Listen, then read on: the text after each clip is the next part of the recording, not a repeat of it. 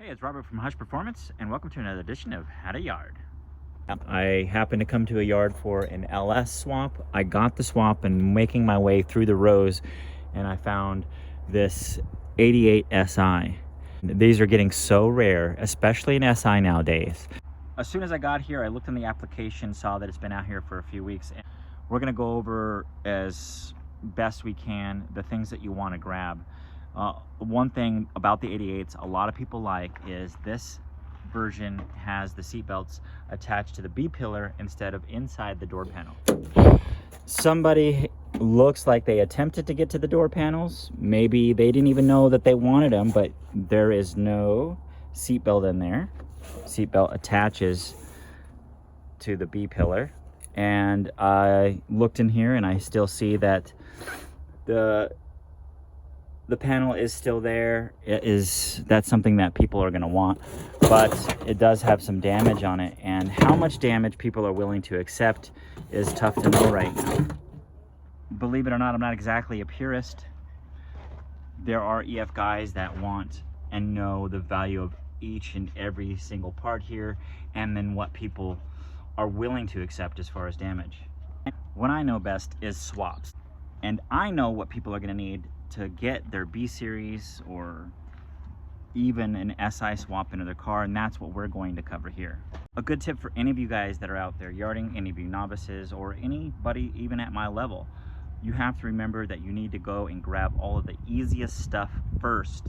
So if you get to a car and it still has the computer and you want the swap and you think you're setting up shop and you think it's all yours, the second you leave or you get underneath the car, it's free game. People will come in there and grab the ECU without you even realizing it, or just do it, and then you're fighting. The best thing to do is something big you could usually walk away from for a moment's time, but the computer you have to grab. The SI computer off of this is already gone. That's a great example of what I was talking about. I walked past this maybe 30 minutes ago. I come back, the valve cover is missing and the distributor is missing. I was going to pull this out also. For those that aren't aware, this is a D16Z6. This is out of a 92-95 Honda Civic Coupe. The ECUs on these are highly valuable, and that was probably the first thing that was taken out of this car. I'm excited about this one because the intake manifold is complete, the injector, the fuel rail is all there. Even the air tube. When doing a swap in this car, the DX intake manifold sits right here in the center of the intake manifold, and the tube's much longer. The plenum is a lot different on the SI, and so the tube is as well. I just picked up a DX, and I don't plan on keeping a DX. I didn't know what I wanted to do as far as a swap goes in there, but I think this engine right here is a great platform for it. And I have the intake manifold and the air tube, and mine is still stock also, so that I'm totally stoked about. One other thing here that reads ZC. There was a ZC that was available in the United States in a single cam, but generally speaking, that motor was known as the Japanese engine, which generally means it makes a bit more horsepower. The transmission, it's going to be hard to tell. The DX gear ratio was super long. I remember I had one of these transmissions in my turbo car, and on the highway I could drop second gear in 80 miles an hour and still just get into boost and go right away. The SI gear is a lot shorter, and that's what we're gonna want for nice spirited NA driving. This timing belt, it looks cut. It doesn't look like it broke, and it could have been done here in the yard. Maybe somebody was trying to get this cover off, but I don't think I'm gonna worry too much about what's going on here. Another thing that we're going to take for sure is this complete engine harness. Somebody out there somewhere is going to want this. I'm not going to use this engine harness with my swap. This may be valuable to somebody who just wants a stock SI engine harness, and I can modify my DX harness. This is going to be more valuable sold than it is to use on my own personal vehicle. Anyone doing a B series swap in their EF, they're going to need the front hubs, but what changes is the internal diameter of the axle.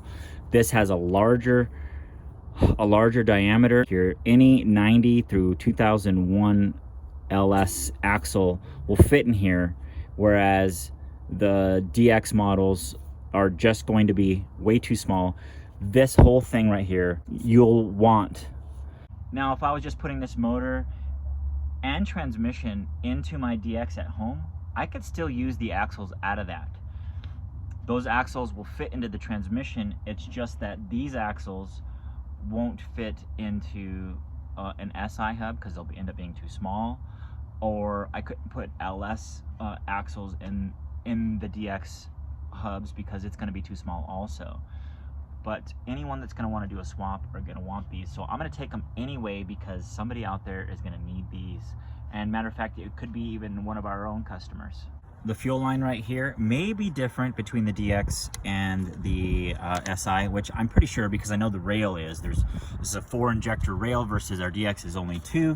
And matter of fact, those 2 injectors go into the throttle body area. The throttle cable is different too, and it's still here, so I'm going to get that as well. This booster hose right here, I'm going to grab. I'm actually going to pull it all the way off of the booster itself, just in case the routing is a little bit different on our DX model. I'm going to get this fuel line right here because I like the look of OEM stuff, and if it's in a different spot and shorter, then I'll have one that's going to fit the chassis really well. I can leave this behind. It's going to be very similar to our DX model. If you're doing a manual swap into one of these chassis, then of course you're going to want to grab this cable.